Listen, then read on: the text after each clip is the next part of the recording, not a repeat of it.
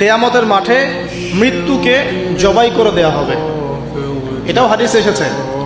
কিয়ামতের মাঠে যখন সমস্ত মানুষকে আল্লাহ পাক উঠাবেন, হিসাব নিকেশ নেওয়া হবে এবং চুল ছেঁড়া বিশ্লেষণ করা হবে, যার ব্যাপারে নবী সাল্লাল্লাহু আলাইহি ওয়াসাল্লাম বলছেন, একটা শিংওয়ালা ছাগল যদি একটা শিং ছাড়া ছাগলকে গুঁতো দিয়ে থাকে অন্যায়ভাবে, কিয়ামতের মাঠে আল্লাহ পাক ওই শিংহীন ছাগলকে শিং দিয়ে বলবেন, তুমি গুঁতা মেরে এখন প্রতিশোধ নাও।